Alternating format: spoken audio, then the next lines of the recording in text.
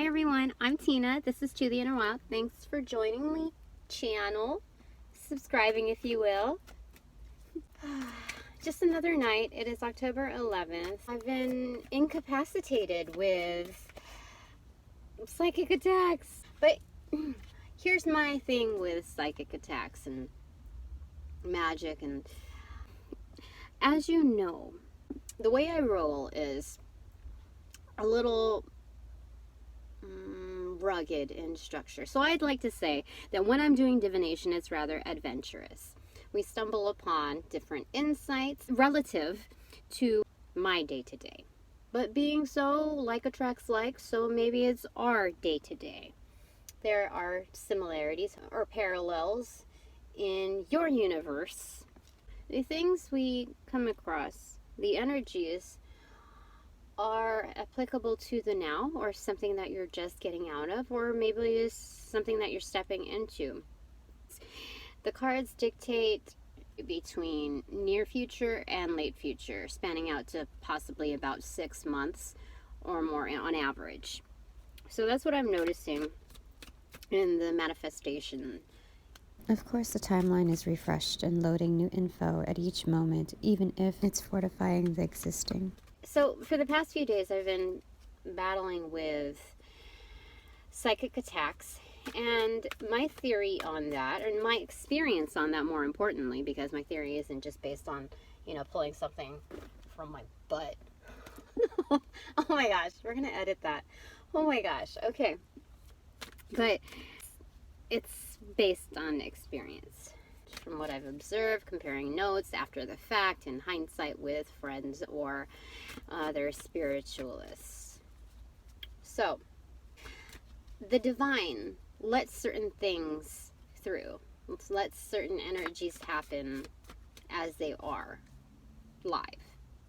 And they do protect, but they pick their battles. That's the thing.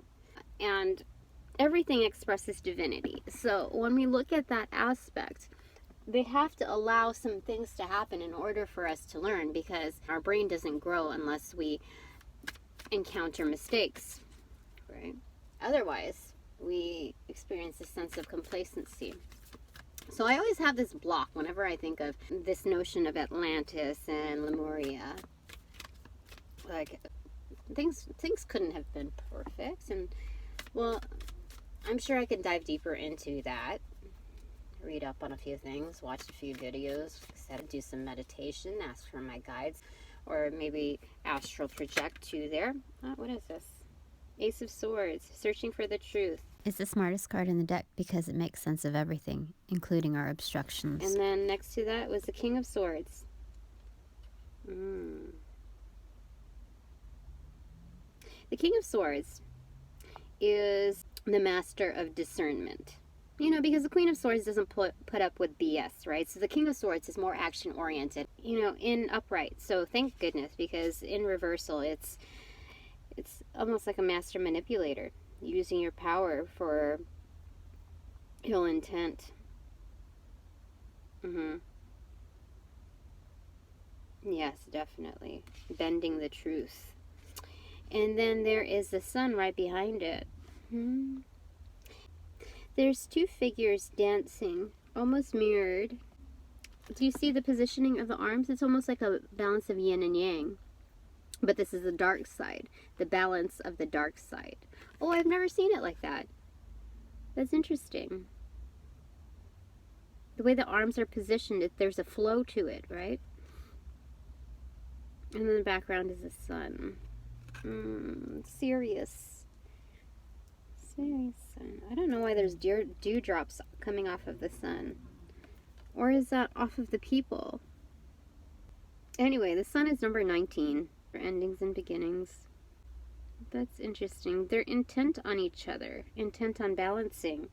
Oh, perhaps in the search of truth. And the mastery of discernment, we hit that master light bulb, right? Like, ding! I got it all under control. Do you see how in the Ace of Swords, the crescent moon is positioned kind of outwards. The illumination is on this side. Much like her own face. But the way it's open-ended is outwards. The search outwards. I feel like that. The darkness is outwards. The waxing crescent moon symbolizes integrity of intention, a reminder from the universe to keep positive. So you're only viewing what's illuminated. That's what's in view. But then here, before the sun reaching the balance of the dark side, we see that it has changed positions. Now the illumination is faced outwards, and now the darkness is kind of facing him. So he is on that opposing view, which leads to the sun. So I feel like there's greater meaning in that. Night and day, seeing both sides of the moon. Oh yeah, that's definitely it. All right, well, thank you, Spirit. Let's go ahead and move forward, inviting you formally for our guest, from myself, for the actual practice of it, because you deserve respect. Yes. Just like when a teacher arrives into a classroom, a special guest in elementary school, everyone stands up from their seat and say, good morning, Mrs. So-and-so. I remember that. I like doing that. It wasn't very military, but I like the unison of it. That everyone's on their best behavior, standing up. So, anyway, I'm not feeling too good still. That's why I'm wearing a sweater and my hair is wet. I'm trying to get better so I can spend more time with the kids and get what I need to get done. This is the other thing, patterning. I am finding out more and more from the divine as I isolate myself from the viewpoints of others, that I am getting closer and closer to my answers. And, you know, my peers, the people that I admire, they have given me answers. They have facilitated the process. Even the pick a card readings, they have helped me. But it's the attitude that you walk in when you are seeking answers, right? Just like if you were in a relationship and you're seeking clarity, okay, seeking answers, you go in to either exacerbate the issue because you're in a reactive state and you're wanting to put 10-1, wanting to push buttons, or going in with a good heart to seek clarity, to resolve, to come to a 10-10 conclusion, a resolve. That's the important thing. So when you, what's the bottom of this? Ace of Wands. Interesting. Look at that. That's kind of what I feel like. Like I'm trying to nurture something that's innocent, that I want to fuel passion into, a personification of me. And it's something that I want to protect, something that I want to grow. You know, my thought base is there. The abundance is there. And where I want to fuel it is there. However, there's this dark side lurking out. You see her face and like almost like these tentacles like kind of streaming out. That's the first time I've seen that in any of these cards. But there's a sense of evil entities surrounding her. Almost like there's support, but that support is maimed in a way. Do you see this? This beetle. Beetles, I'm kind of borderline on as to whether or not they embody negative or positive effects. For the most part, scarab beetles are spirit totems that show us how to be resourceful and in sync with the cycles of life, not just by intention, but also in rhythmic timing. They show us how to birth from what has been discarded as they lay their eggs in dung. Because let's say a cricket or a grasshopper is a positive spirit totem, a spirit animal or creature. Spiders are, you know, they can go both ways, but generally speaking, when you're speaking of energy, when you see, let's say, roaches or spiders, that's a negative sign, 12:21 on the clock. So beetles in Egyptian culture, I feel like that's like a sacred symbol. It serves as a reminder that abundance can be brought forth from scarcity. As a beetle rolls the found dung from the east to the west, it symbolizes fertility with a new day ahead. Right? But when you look at it, in crawling to the flame, the actual wand, the torch that someone else is carrying, almost like you have an assistance, like a person that holds an umbrella for you. It's for the wealthy, really. But I feel like there's a sense of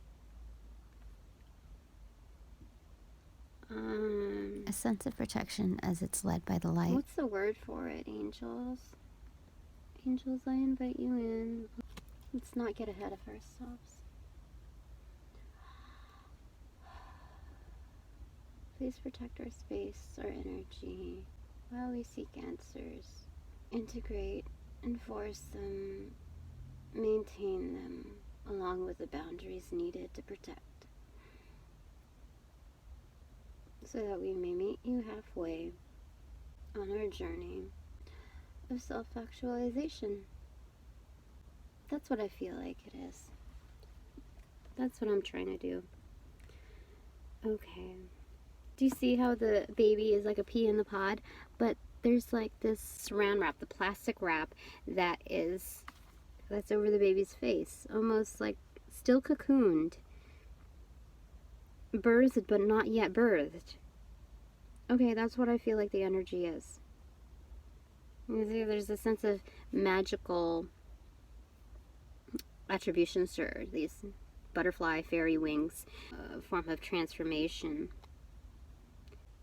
I feel like that this is a time where it's major manifestation mode. Let's go ahead and have that as our energy card. I accidentally picked up this one behind it. I'm trying to shove it back in. What is this? Aha! Like I said, do you see that 10 of cups? I was going to shove it back into the cart, into the deck, put it in, and I decided, no, wait, that feels like that's our archetype, really. That's our energy, the Ace of Wands.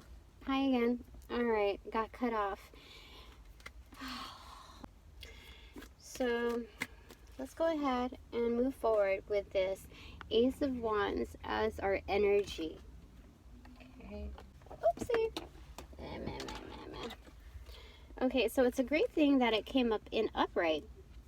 All of the cards have, including the Sun, the King of Swords. That is wonderful. The Ace of Swords, even. So, let's just come out. 7 of Swords. So we're moving out of this 7 of Swords energy. 7 of Swords. 7 of Swords is deceit. Oh my gosh, we are self-actualizing. We are in progress. We are en route. Look at that. 7 of Swords energy in reverse. I'm reading this intuitively because I'm not sharp on my skill set yet as far as the reversals. But that's what I'm seeing. And then the Page of Wands also in reverse. The Page of Wands is basically the initiating force. Almost like what happens prior to the energy behind the Three of Wands. Do you see that? Yeah, the Page of Wands. Because look, this is so... Thank you, angels. When I say the Three of Wands, it's like, you know, you start something and you're looking for your ships to come in after your initiating push. So it's push and pull communication. The Page of Wands usually only has a single wand. But this particular one is on stilts. So he has 2 wands. He's moving across the water, almost avoiding that emotional body. Why? Why? Why? Because it's difficult. Yes, he's tired. Or she's tired. You see the eyes? And in the dark, almost in slumber. Trying to stay awake through it. Vigilant. Yes. Treading through these waters. And above the moon, do you see that? That's gotta mean something. Seeing the darkness from greater heights, so it carries the intention of the Eight of Cups energy. And do you see how his hat, his crowning adornment, looks like a boat, almost like a canoe? So he's used to being a messenger. And having to depart. Treading through emotional bodies without touching it. That's what I feel like. That's the Page of Wands energy. But we got that in reverse. So in reverse, I'm seeing it as we're actually going through the emotional body now. We are taking a different approach to it. And with that, we aren't starting anything new before we explore and sort through what's going on inside. We know we have to take care of unfinished business. Yeah, I feel like that's what that is. And then the Seven of Swords. Do you see how the sword is placed like hangman energy? It gives this concept, this idea, feeling of a carrot and stick. It's like this sort of truth is suspended, and there's a suspense factor to it in a way that in searching for the truth, there's a risk of almost being harmed by it. Yeah, that's what I feel like. That one sort of truth is at the mercy of the other. And both are within your wielding, you see, by non-familiar grasps, right? Limbs. As you can see in, where did I put that card? Did I put it back in the deck? I hope not. Where are you, Page of Swords? Where did I put you? Oh, right here. Okay. You see how his feet are positioned? They're above the water, okay? They're avoiding that emotional body, but we got it in reverse, so now they're treading through it. And because of that, there's a sense of truth. Again, the two legs featured here, but in the deviant dark moon embodiment. This person, this energy, has touched on the truth, and now there's a lingering factor. Is it going to hurt him? Now that rope seems tied pretty well, and it's really at his own wielding. One shoe is off, one shoe is on. So there has been a little bit of a struggle. Yes. And there has been some blockage. You see the two on the ground that are on X. And so this gives a Five of Swords energy as well from what was depicted. So two are blocked laying on the ground. It's like a matter of truce or blockage. And then the three are remaining here as a sense of truth, and also, I don't know why it's paired like that. It's surrender.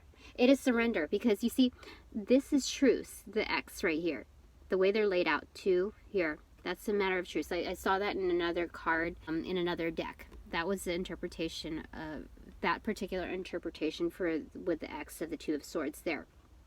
And then the single sword for the Ace of Truth, or the Ace of Swords for truth.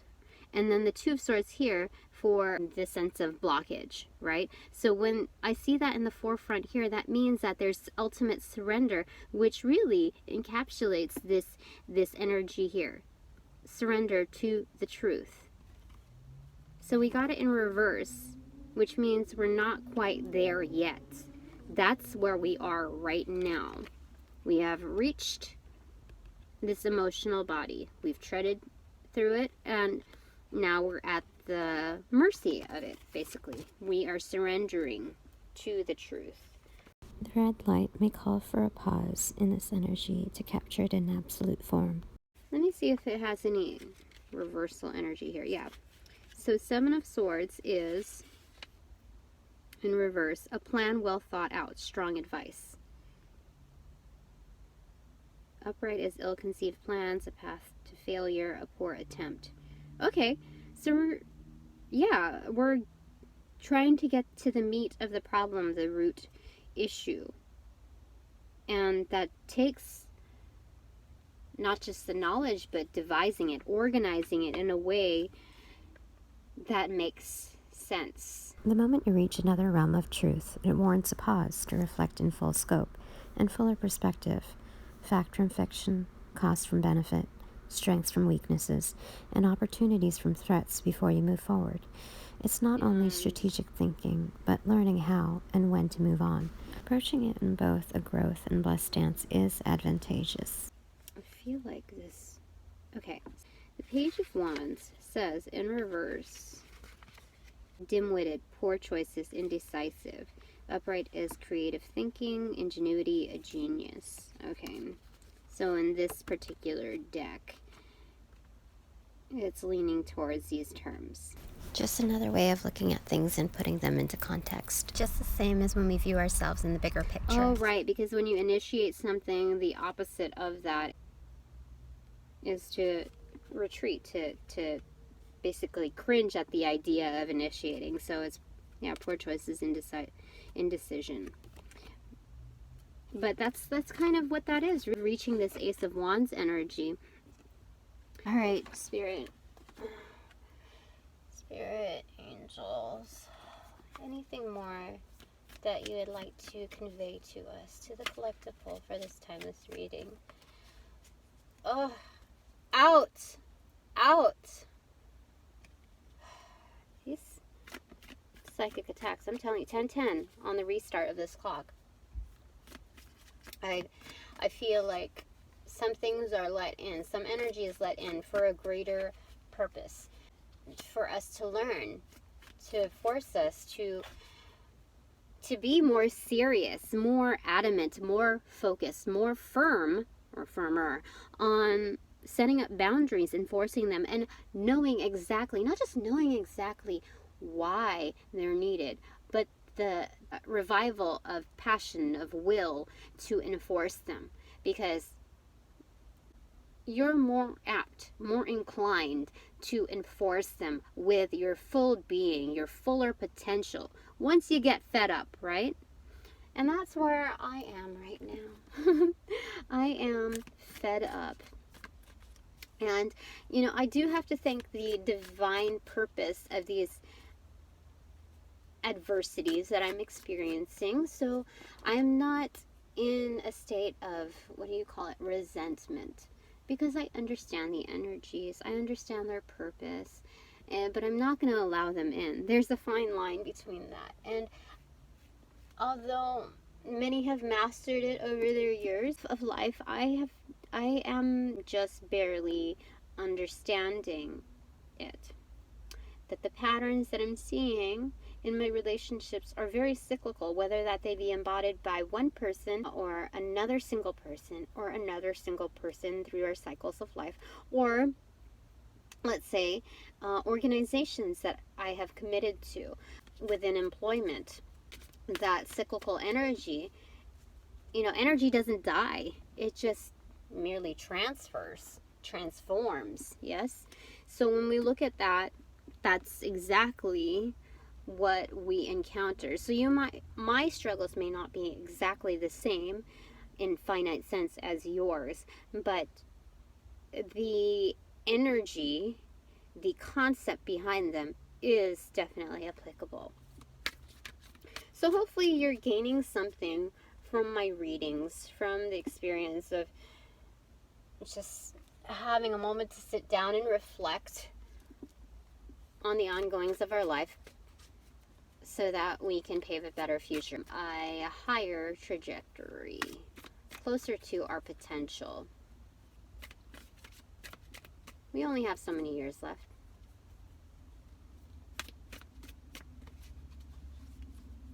And I am starting to see low battery. Okay, so anything else, Spirit? Anything else, angels?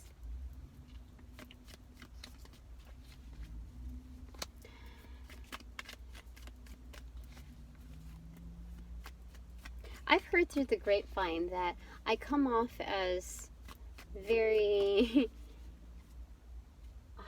not so cheery or too cheery, or I don't know, everybody has an opinion, right? Everybody's entitled to their opinion. But it doesn't mean that everyone's entitled to add to the negativity.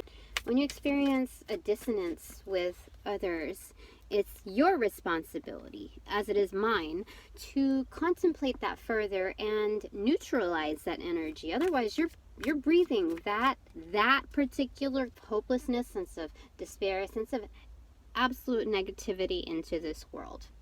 And that is your responsibility. That is ownership of self, of actions, of thoughts, of the energy that you embody and that you emit.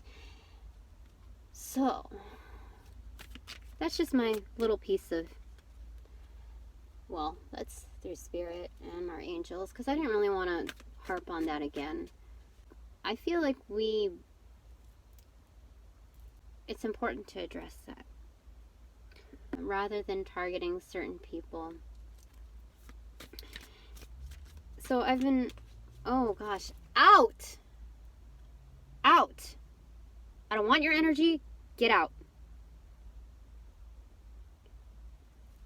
Okay.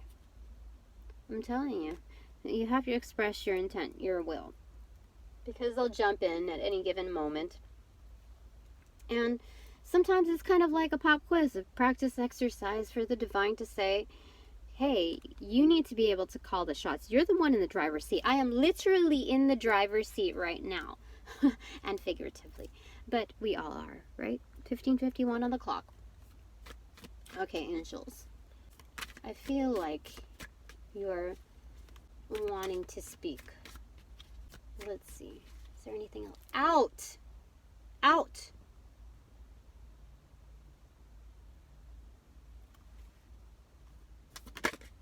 Okay. We have two. Is this the Two of Wands? See how he's utilizing this. Two of Wands is one half of the Four of Wands, obviously. But when we look at the Four of Wands, this is something we think of 1111, the twin flame energy. And if you're involved in that, which I could understand the energies of it, the focus is really on isolating your own variables, focusing on your own energy, the variables within your life, fixed and non-fixed, and utilizing them, sourcing your resources and creatively utilizing them in a way that fits you best. So this guy is gardening, right? So what is he going to do with the Two of Wands? It's best used in this energy, in this capacity. And it's about digging further. This is about focusing on self in order to grow, to plant these seeds, basically. These bulbs. Energetic bulbs. So the farmer has begun planting in the fields, harnessing the power of Two of Wands. He channels their energy into a single force. Ah, yes. I like how that's worded. Using this unique and creative tool, he digs the first hole with ease. Yes. So we got it upright, and that is creative use of energy, bringing together ideas, focusing on a single objective. That is you. Yes. Working together for a common goal, unifying forces. Yes, so as we saw in the previous energy with the sun, it's also reflecting on that energy of balancing the dark side. And not balancing the dark side with the light side, but balancing the dark within the dark. Yes. Letting, almost like at nighttime, your eyes, oh my goodness, my throat. Someone's having a problem with their truth. Okay. In the dark, your eyes adjust. And you're able to clarify these objects in the dark. Not at first glance, but after adjusting. And I feel like that's the energy of the Sun card also with this. Okay. Now, I feel like that's enough for now, because we've gone to the root of the problem, where we're at, and basically what we need to do, that's the isolation there. So the bottom of the deck is the Six of Pentacles, which is an element of generosity, of giving. Being generous with yourself. And it's not just generous like treating yourself, but being compassionate in the process, understanding, giving yourself some leeway. Because, do you see, again, there's a balance of give and take. And this is, I feel like, the embodiment of you. This is self, inner self, as well as the projects or whatever it is that you are breathing life into. The embodiment of you. So this is, again, this is a female. This is the feminine energy, which is the recipient and the intuitive end, the receiving. But she's getting a little grabby here. Do you see? Needy, grabby. And this is the balance of the dark forces within, I feel like, in giving. Because you see that third leg, almost reluctant to give to self, reluctant, almost about to step back. Do you see how the energy is depicted here? Holding back these resources, hiding them behind his cape even. So he's giving out one at a time to. So I feel like this energy is an element of generosity as well as reluctance in focusing on self, that we really must be understanding, patient, forgiving, compassionate within ourselves en route.